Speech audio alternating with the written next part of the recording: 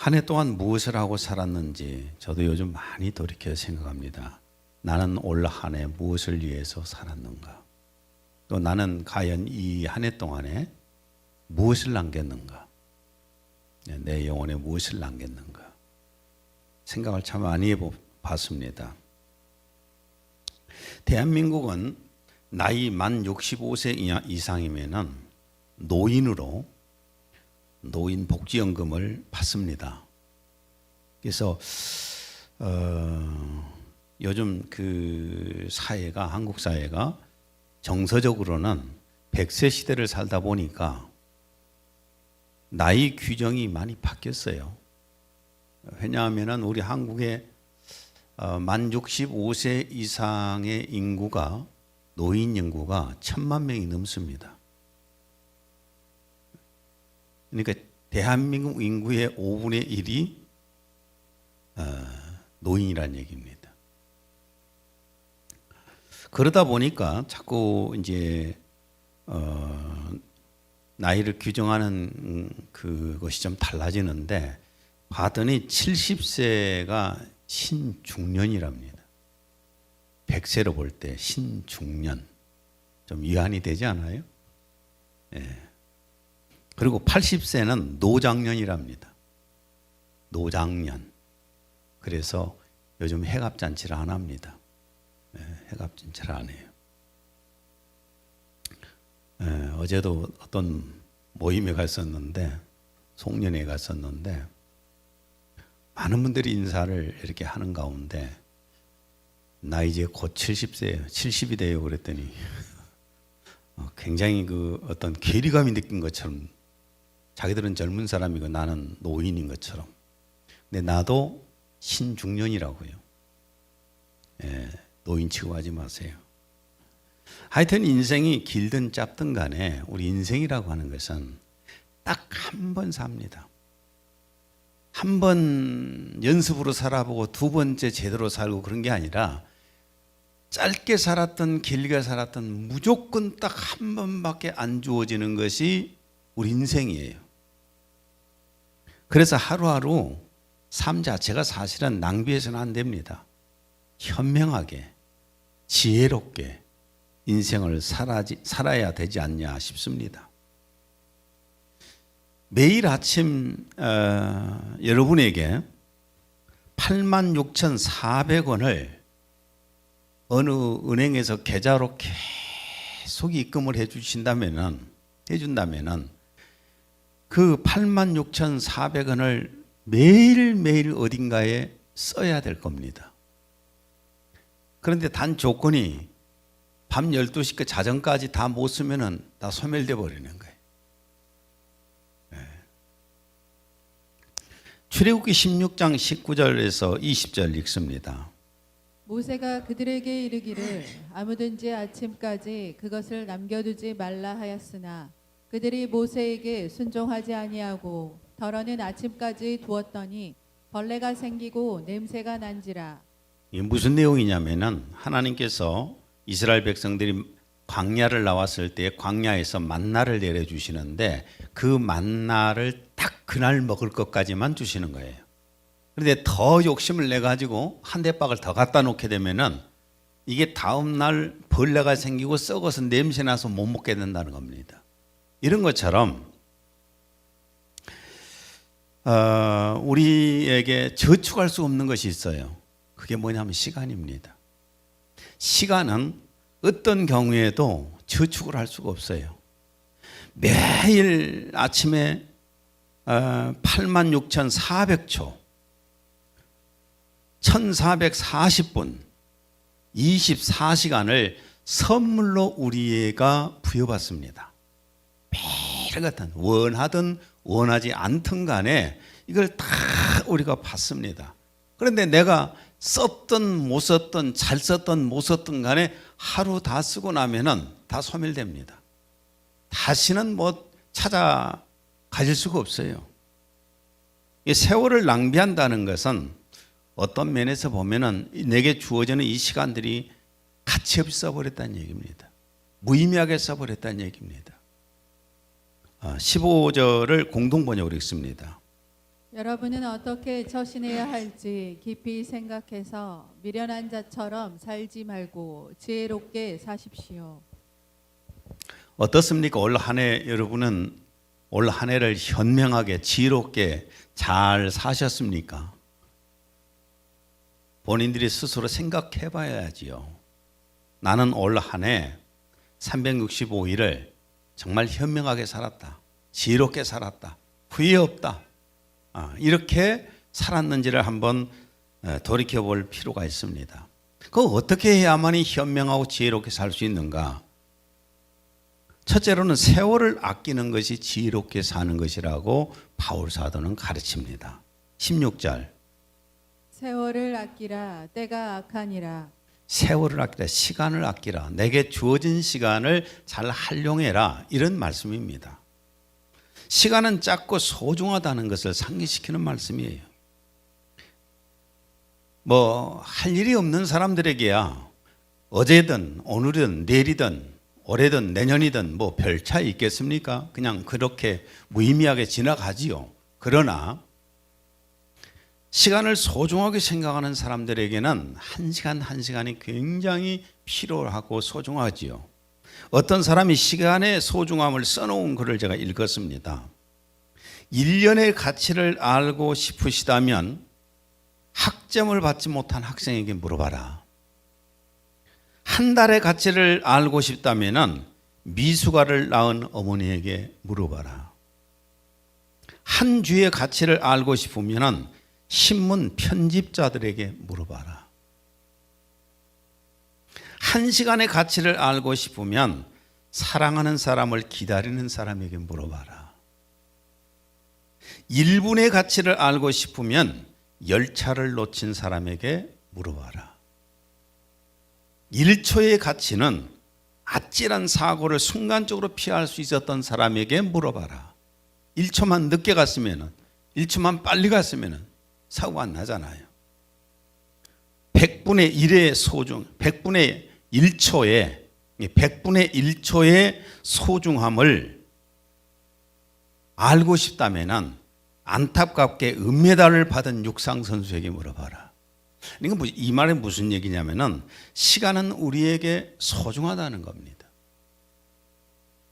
시간은 아무에게도 기다려주지 않는다는 것이 평범한 진리입니다. 기다려주지 않잖아요. 어제는 이미 지나간 역사고 내일은 미래인데 그 내일은 우리가 알지 못합니다.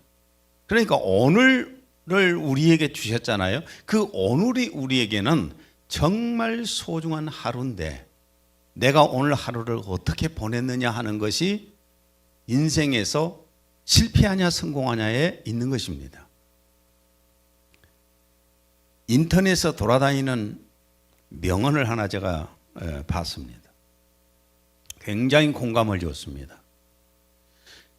중학교 때는, 지금 저 중학생 때는 초등학교 때를 좋았지 한답니다. 초등학교 때가 좋았지. 고등학교 때는 중학교 때가 좋았지. 취업을 고민하는 대학 4학년 때는 그래도 대학교 1학년에서 3학년 때가 좋았지. 퇴직하고 나면은, 은퇴하고 나면은 일할 때가 그래도 좋았지. 60대 때는 50대 때가 좋았어. 70대 때는 60대가 좋았어. 80대는 뭐라고 그럴까요? 70대가 좋았었지. 이 말의 뜻이 무슨 뜻인 줄 아십니까? 무슨 뜻 같아요? 여러분의 인생은 항상 좋았다는 겁니다. 그렇죠?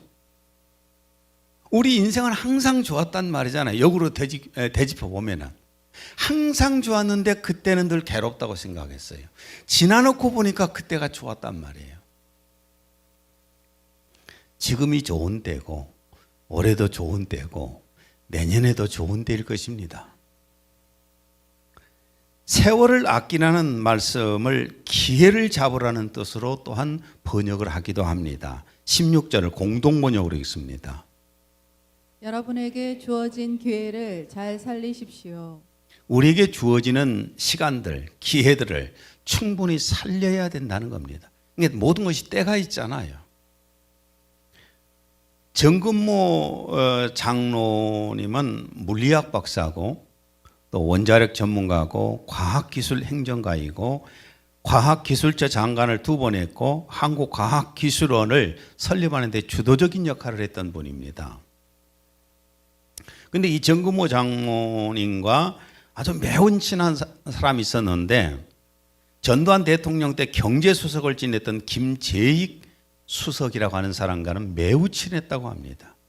그런데 자기는 교회 장로인데 자기 친구는 아직 예수님을 믿지 않는 것 때문에 매우 양심이 찔려서 전도를 해야 하는 것은 몇 번을 하다가 결국은 전도를 못했는데 그런데 어느 날 만나서 전도를 하게 됐다고 그럽니다. 나 혼자 천국 가려고 하니까 미안해서 그러는데 나하고 같이 교회를 가세. 그랬더니 그 친구가 하는 말이 나도 교회를 가려고 했었네. 나도 교회를 가려고 했었네. 그런데 다음 주에 대통령을 모시고 미얀마에 가야 하는데 미얀마 갔다 온 다음에 내가 교회를 다니겠네. 그렇게 약속을 하고 미얀마로 대통령을 모시고 떠나갔다고 합니다. 그리고 정근모 장로는 이제 중국에 들어가서 원자력 문제로 인해서 거기에 회의차 갔었는데 호텔에서 TV를 켜니까 뉴스를 보는 순간에 엄청난 큰 충격을 받았는데 미얀마 아웅산 폭발 사고가 일어났어요. 그래서 자기 친구와 함께 17명이 거기서 현장에서 죽은 겁니다. 이렇게 예수님을 믿을 수 있는 기회가 우리에게는 항상 있는 건 아니에요. 어쩌면은 오늘 이 순간이 지나가고 나면은 내일이 안 올 수도 있는 게 우리 사람이거든요. 우리는 그러니까 내일을 몰라요. 내일을 보지 못해요. 그래서 우리는 내일 해야지, 다음에 해야지 이런 말을 참 많이 합니다. 어떤 면에서 보면 참 어리석은 거죠. 기회를 놓치지 않아야 되겠지요. 우리들 인생에서 돌아오지 않는 것 3가지가 있다고 합니다. 하나는 입 밖으로 나온 말, 내가 한 말, 그 다음에 또한 흘러가 버린 세월, 그리고 놓쳐버린 기회. 한 번 기회를 놓치고 나면은 다시 내게 오지 않는다는 거예요.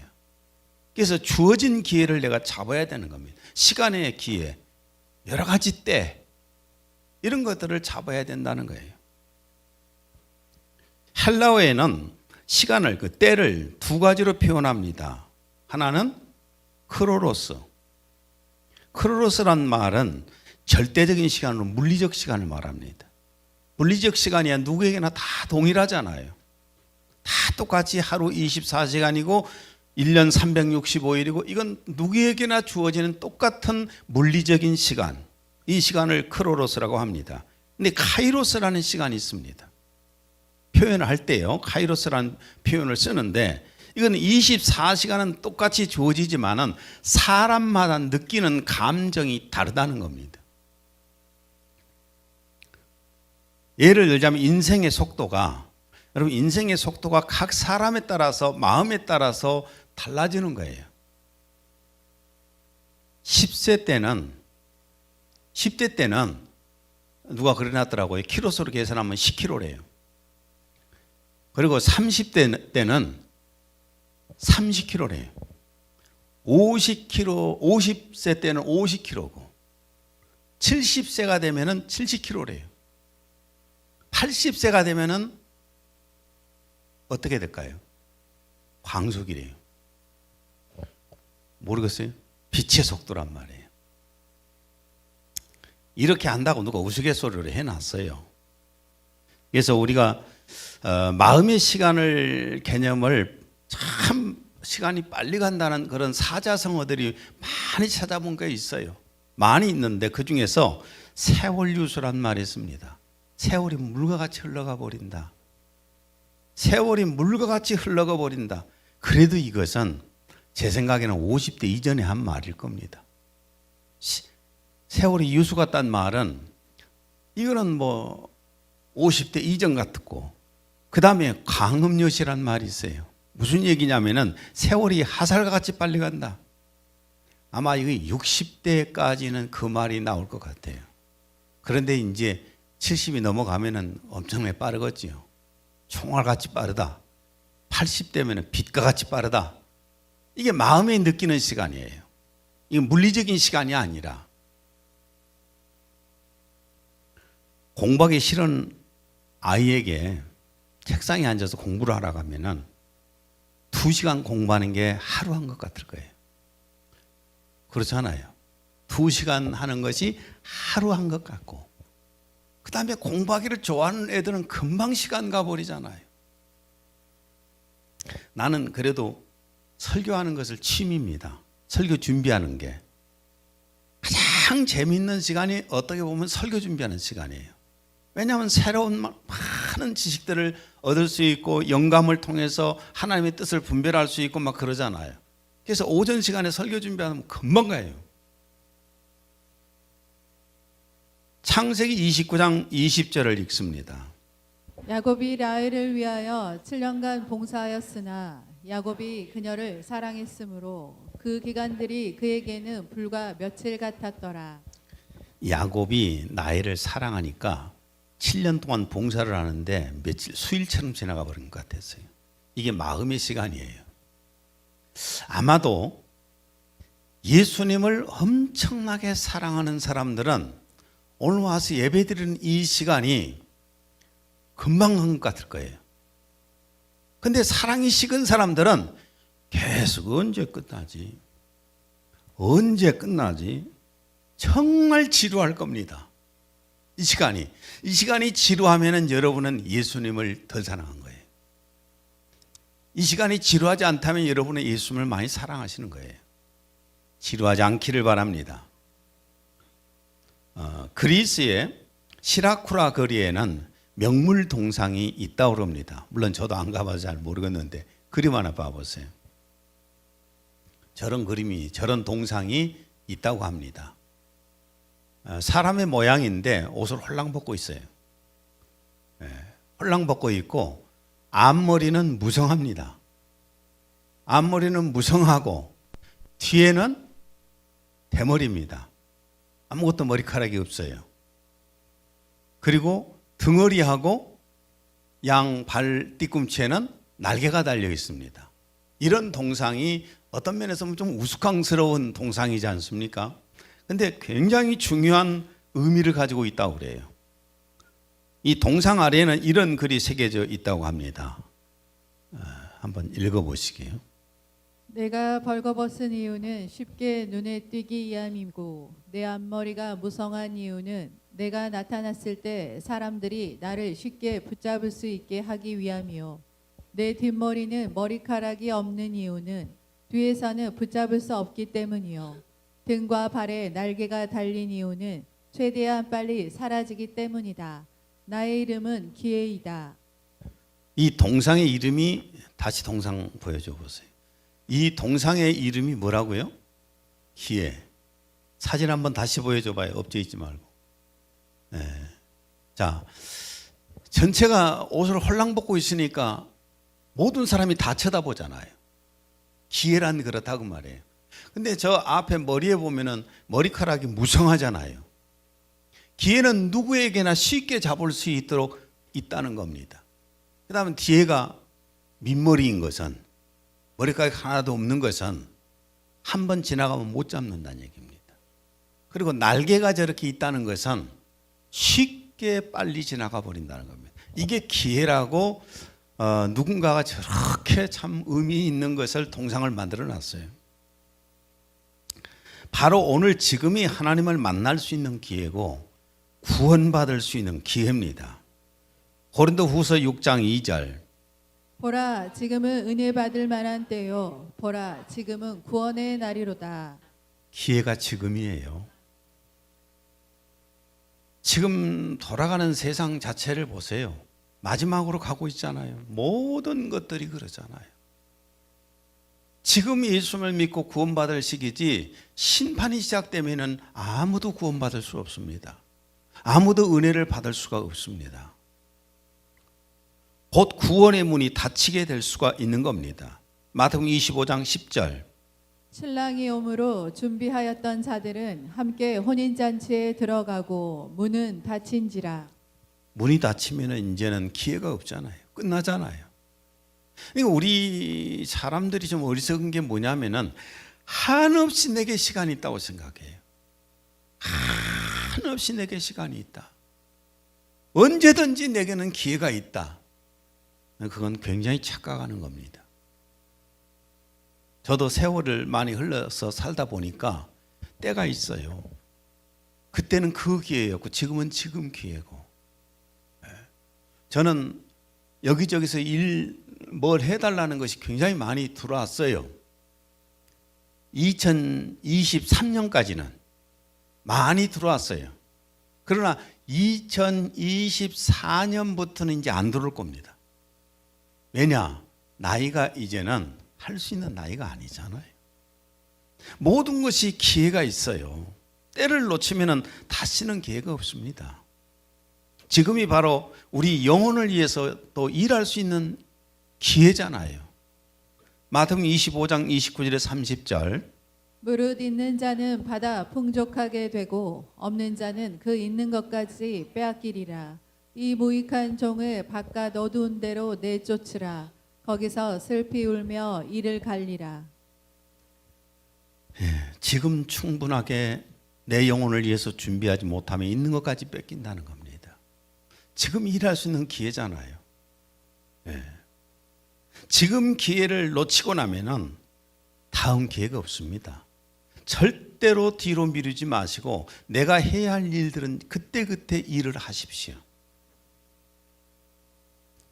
이렇게 세월을 아끼는 것이 슬기롭고 지혜롭게 사는 것이고, 그런데 어떻게 사는 것이 또 지혜롭게 살고 세월을 아끼는 삶을 사는 것인가? 17절. 어리석은 자가 되지 말고 오직 주의 뜻이 무엇인가 이해하라. 어떻게 사는 것이 세월을 아끼고 지혜롭게 사는 것이에요? 주님의 뜻을 알고 그 주님의 뜻을 따라서 살아가는 것입니다. 자기 육체의 욕심을 따라 사는 것은 굉장히 뭔가 많은 것을 얻은 것처럼 보지만은 끝날 때에는 헛것입니다. 육체의 욕구를 따라 살아가는 삶은 결국 죽음이라고 하는 단계에 왔을 때 끝나는 거예요. 아무것도 없어요. 어떤 면에서 보면 세월을 낭비하는 겁니다. 전도서 2장 4절에서 10절까지 현대어로 읽습니다. 나는 인생의 만족을 얻고자 사업도 크게 벌여보았다. 여러 채의 집을 짓고 수많은 포도원을 가꾸었으며 아름다운 정원과 동산을 꾸며 갖가지 과일나무를 심고 곳곳에 저수지를 파서 농장에 물이 마르지 않게 하였다. 또 나는 노예들도 사들였다. 이 남녀 노예들은 내 집안에서 더 많은 노예들을 낳아주었다. 또 소떼와 양떼도 길러내어 나보다 먼저 예루살렘에서 다스린 어떤 왕보다도 더 많은 가축을 키웠다. 수많은 점령 지역의 왕들에게서 조공으로 거두어들인 금과 은도 날로 불어나갔다. 누가 한 말입니까? 왕이 한 말이에요. 세상 것 다 누려보고 아무 부족한 것 없이 살아본 솔로몬이 지금 하는 고백입니다. 전도서 2장 11절 다시 계속 이어갑니다. 그러나 뒤돌아보니 내가 애써 구하였던 그 모든 것은 바람을 잡는 것처럼 헛된 일이었다. 이 세상에서 귀중한 것은 하나도 없었다. 육체의 욕구를 따라서 살아온 모든 삶, 육체의 욕구를 충족시켰던 모든 것들이 결국은 아무것도 안 남더라. 다 끝나버리더라. 그런 얘기입니다. 그리스도인은 주님의 뜻을 따라서 살아야 세월을 낭비하지 않습니다. 허비하지 않습니다. 내가 이 땅에서 살아가면서 하나님 앞에 기도하는 시간, 하나님 앞에 예배를 드리는 시간, 하나님 앞에 예물을 드리는 시간, 하나님을 전도하는 시간, 이런 것들은 전부가 남습니다. 어저께 우리 박기수 사장님이 인자사와 서울에서 지금 내려와서 이 시간에도 오니까 얼마나 고마워요. 내가 어저께 압박을 좀 했더니 내려왔어요. 근데 어떤 분이 어저께 모임에 가서 밥을 먹고 앉아 있는데 어떤 분이 와서 인사를 하는데 계속 웃고 그러는데 아무래도 모르겠어. 얼굴도 기억도 안 나고 뭐 이름도 잘 모르겠고 그래서 이제 민망하잖아요. 저쪽에서는 너무 반가워라고 하는데 나는 전혀 모르고 있으니 얼마나 이게 민망스러워요. 그러다가 나중에 보니까 가출 청소년들 무료 급식을 해줬던 그 건물 사장이었어요. 근데 내가 그걸 몰라봐 너무 미안하더라고요. 그래서 어떤 생각이 머리에 떠올랐냐면은 내가 그때 그 일을 했던 것이 굉장히 보람됐었는데 이건 남잖아요. 주님을 위해서 내가 했던 것은 남잖아요.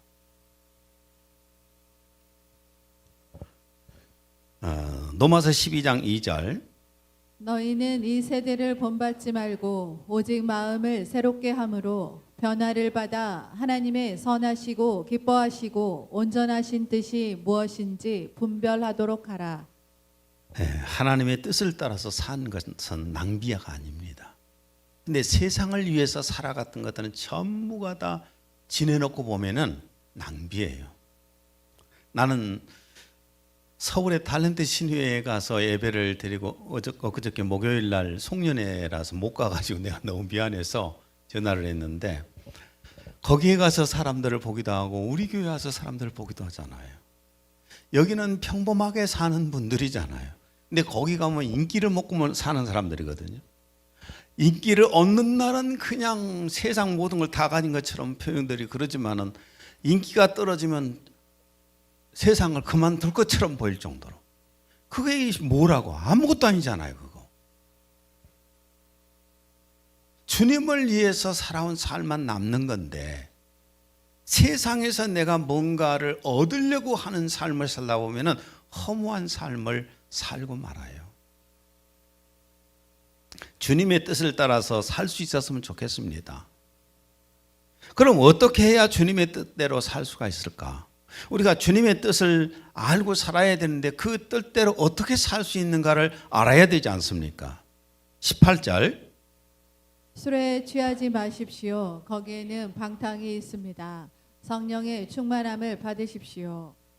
어젯밤에 송년회가 아니라 망년회 해가지고 술이 취해서 지금 숙취 때문에 오늘 아침 못 나오신 분들도 있을지 모르겠어요.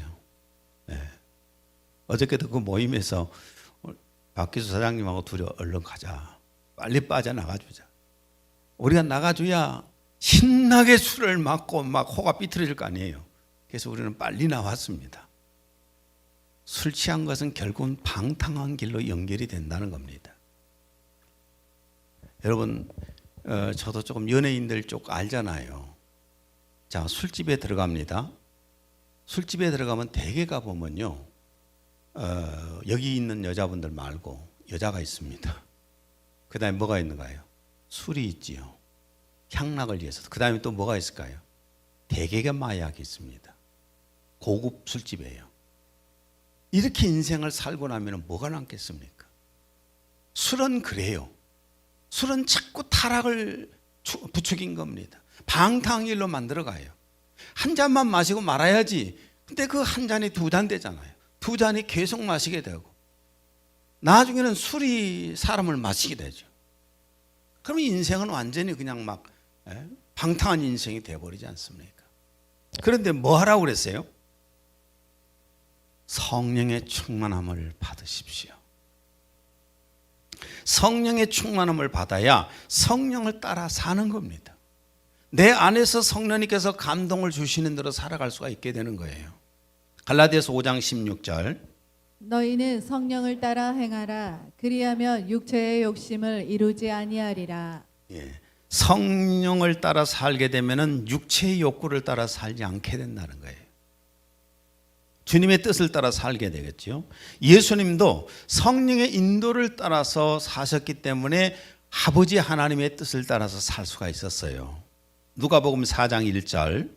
예수께서 성령의 충만함을 입어 요단강에서 돌아오사 광야에서 40일 동안 성령에게 이끌리시며 성령에 이끌리시며 사셨다는 겁니다. 바울 사도도 성령의 인도를 받았기 때문에 하나님의 뜻을 따라서 살 수가 있었습니다. 사도행전 16장 6절에서 9절 표준입니다. 성령이 아시아에서 말씀을 전하는 것을 막으심으로 그들은 부르기아와 갈라디아 지방을 지나 무시아 가까이 이르러서 비두니아로 들어가려고 하였으나 예수의 영이 그것을 허락하지 않으셨다. 그래서 그들은 무시아를 지나서 드로아에 이르렀다. 거기에서 밤에 바울에게 환상이 나타났는데 마케도니아 사람 하나가 바울 앞에 서서 마케도니아로 건너와서 우리를 도와주십시오 하고 간청하였다. 소아시아 쪽에서 전도를 해보려고 교회를 세보려고 열심히 노력을 했는데 그걸 성령님께서 막으시는 거예요. 보통 사람은 못 느끼잖아요. 성령이가 교통하지 못하게 되면은 성령이 내 안에서 무슨 말씀을 하시는지 어떤 감동을 주는지를 모르지 않습니까? 그러나 바울 사도는 그걸 알기 때문에 성령의 음성을 듣는 거예요. 근데 나중에 그러면은 다 차단하시니까 다시 기도했더니 환상 가운데서 저쪽 유럽 쪽에 마게도니아 지역에서 사람이 와서 도와달라. 그래서 그쪽에 가서 전도하고 교회를 세워가는 것을 보게 됩니다. 우리 그리스도인들은 성령의 충만을 받아야 되고 그래서 성령의 인도를 받아야 돼요. 그래야만이 하나님의 뜻을 따라서 살 수가 있는 겁니다. 성령의 충만받고 성령의 인도로 살게 되면은 매일같이 기도하고 찬양하며 하나님께 예배드리며 살게 됩니다. 18절에 19절 표준 번역입니다. 성령의 충만함을 받으십시오. 시와 찬미와 신령한 노래로 서로 화답하며 여러분의 마음으로 주님께 노래하며 찬송하십시오. 성령이 충만해지면은 느끼는 재미가 달라져요. 육신에 충만한 사람은 그냥 세상적인 것이 그렇게 즐겁고 좋아요.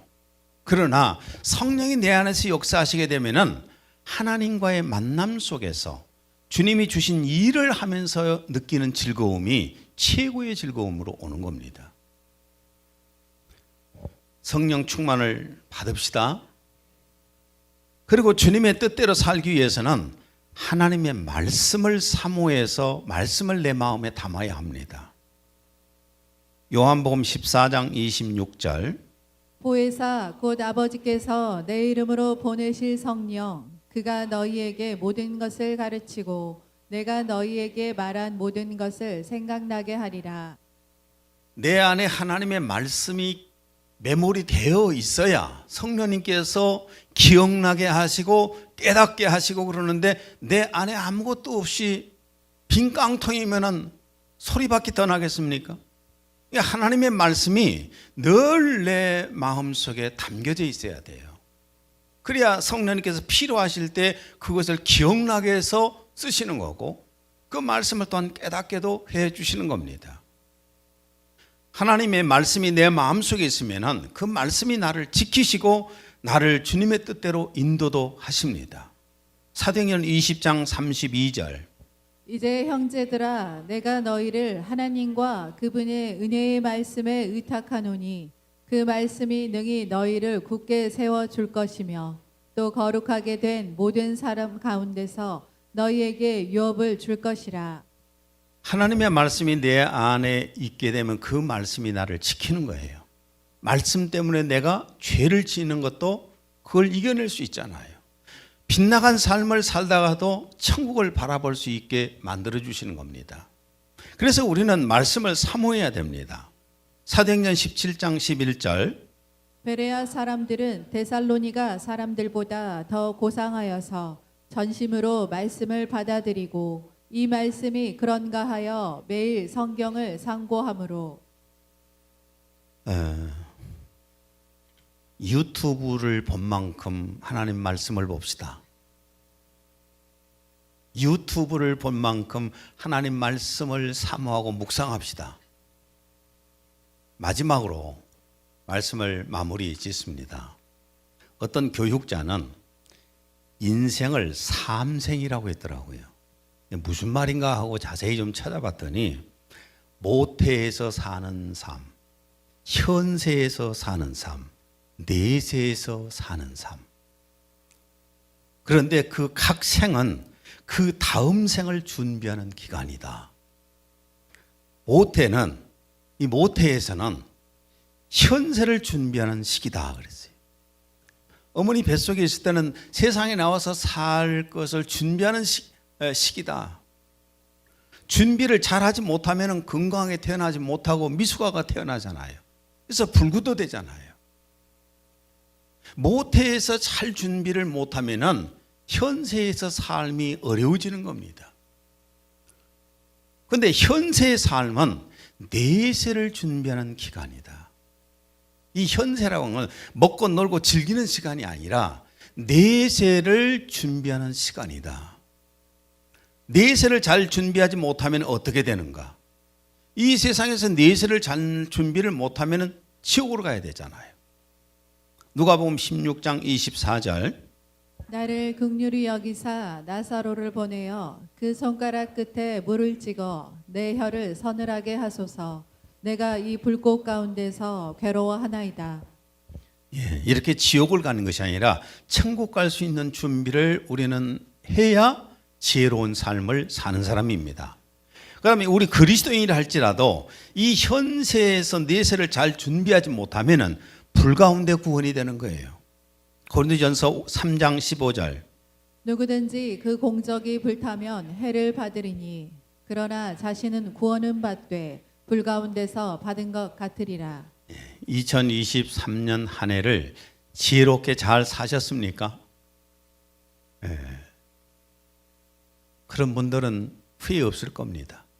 그렇다면 2024년이 또 잘 준비를 해야 되겠죠.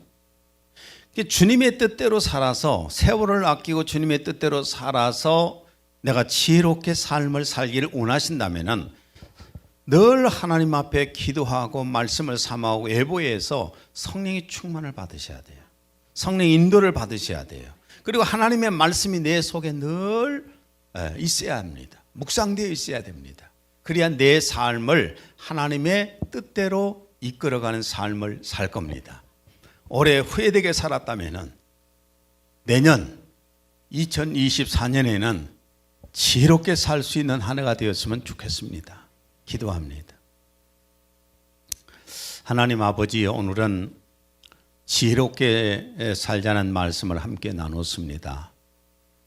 2023년이 이제 마지막 넘어가는데 한 해를 돌이켜 볼 때 후회하기도 하고 또한 보람도 있기도 합니다. 그러나 이제 새로운 또 한 해를 맞이하게 되는데 어떻게 지혜롭게 살 수 있는가를 말씀을 통해서 나눴습니다. 성도들이 세월을 아끼는 삶을 살고 지혜롭게 살기 위해서 늘 주님의 뜻대로 살게 하옵소서. 주님의 뜻대로 살기 위해서 성령의 충만을 받고 말씀을 사모하며 살게 하여 주옵소서. 예수님 이름으로 기도했습니다. 아멘.